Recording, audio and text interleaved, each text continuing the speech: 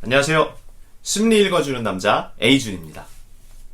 오늘은요, 제가 연애에 관련된 시리즈를 만들기로 했어요. 그래서 오늘은 애착과 연애라고 하는 주제를 가지고 왔습니다.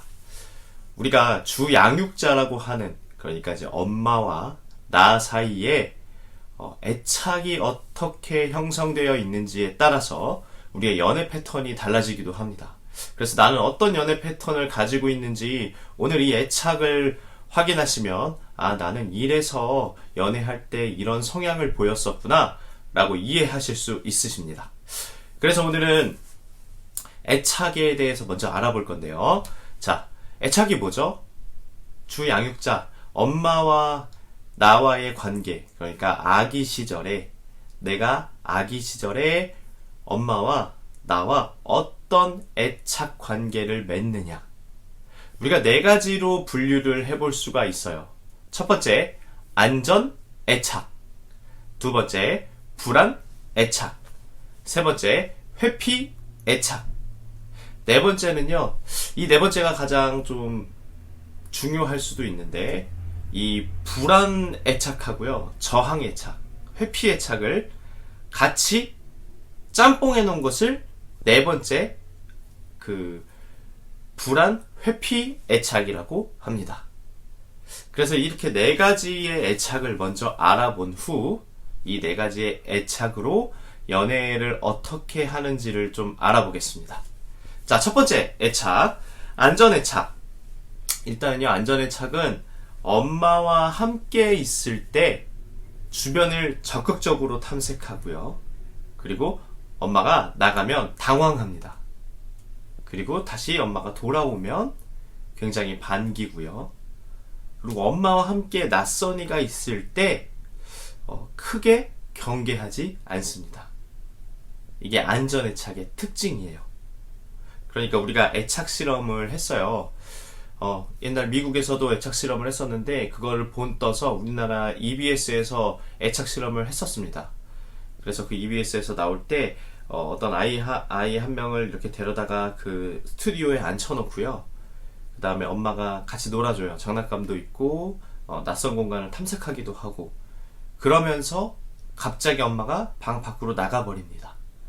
그럴 때 이 안전애착은 어떻게 하는지, 불안애착은 어떻게 하는지, 회피애착은 어떻게 하는지를 들여다보는 건데, 방금 말씀드린 것처럼 안전애착은요, 주양육자, 그러니까 엄마가 밖에 나가면 매우 당황하죠.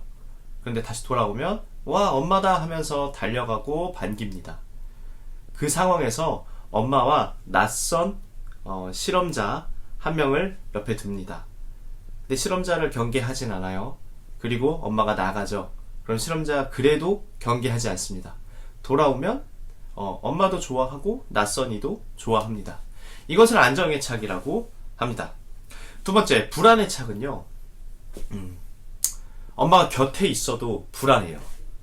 그리고 엄마가 문을 열고 나가면 고통스러워 하긴 하지만 다시 돌아오면요, 양가적인 감정을 느껴요. 좋아하기도 하고요, 고통스럽기도 하고요.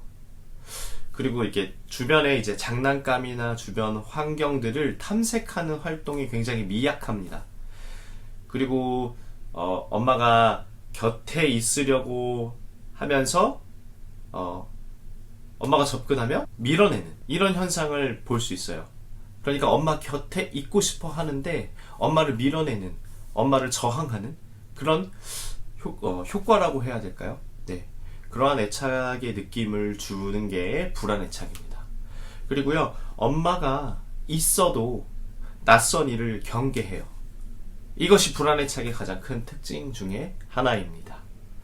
다음으로 알아볼 거는 우리가 회피애착인데요. 회피는 엄마와 단둘이 있을 때 옆에 주변의 탐색이나 이런 거에 흥미가 없어요. 그러니까 멍한 거죠, 아이가. 그리고 엄마가 나가도 고통스럽고요, 돌아오면 회피해야 합니다. 그리고 낯선 이를 경계하지 않습니다. 그런데 엄마에게 하듯이 낯선 이도 무시합니다. 방금 말씀드린 것처럼 엄마와 단둘이 있을 때도 주변의 장난감을 탐색하거나 주변의 낯선 공간을 탐색하지 않는다라고 말씀드렸어요. 그것처럼 엄마도 무시하고, 그러니까 회피하는 거죠. 엄마도 회피하고 낯선이도 회피하거나 무시해버리는 것이 이 회피 애착의 특징입니다. 네 번째는요, 우리가 이제 불안, 회피, 애착이라고 하는데요. 이게 가장 어떤 애착으로 이렇게 고착화되었을 때 가장 힘든 연애 패턴을 보일 수 있어요.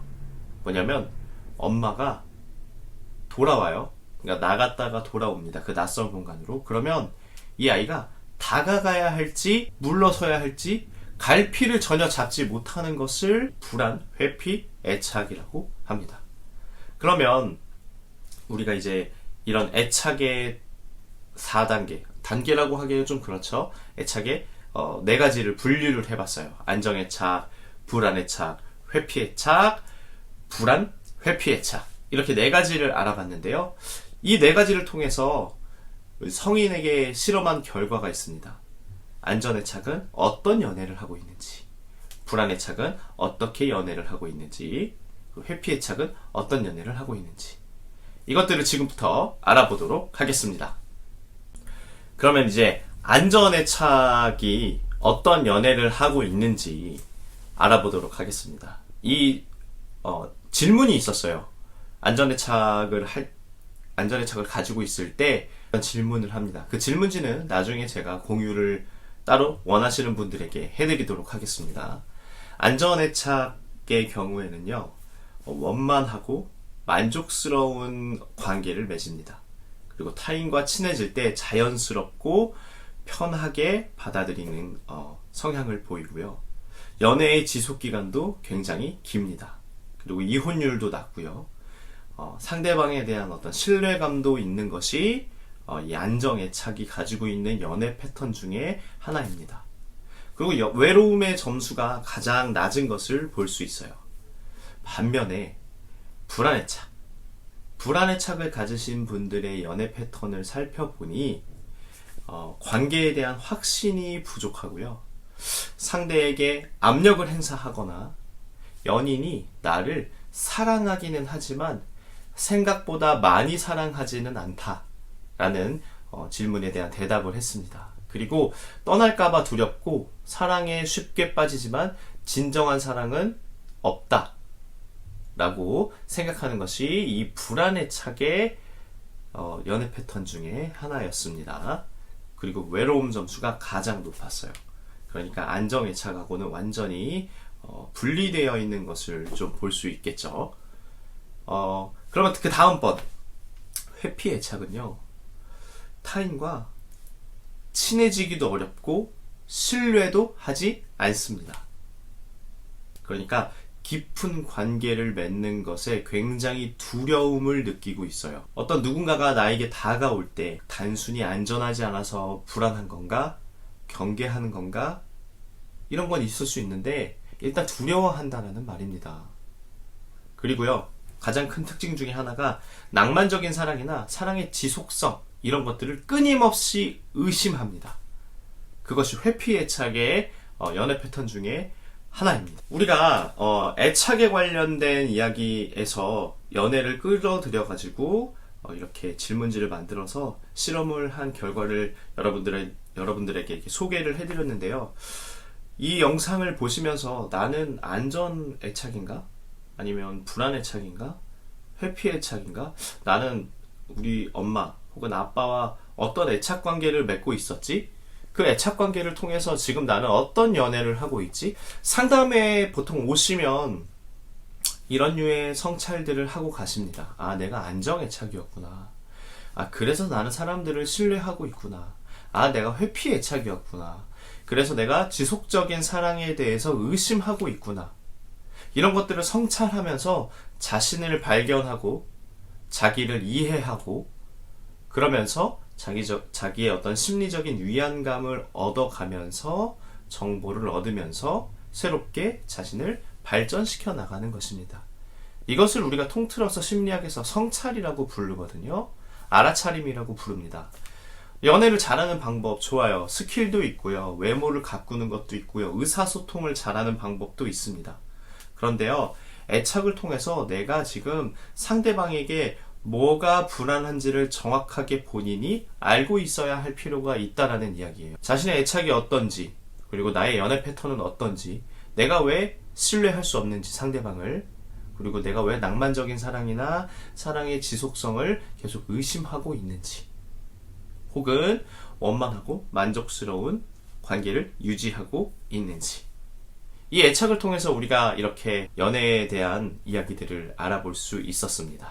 연애를 시리즈로 만들 거기 때문에요. 우리가 오늘 애착에 대해서도 알아봤고요. 호감, 매력, 어떤 사람들이 매력을 느끼게 할 수 있는지, 그리고 매력적인 사람은 어떤 사람들인지, 그리고 연인과의 대화, 소개팅에서 대화를 잘하는 방법 등 심리학적으로 풀어서 여러분들에게 설명을 해드릴 예정입니다.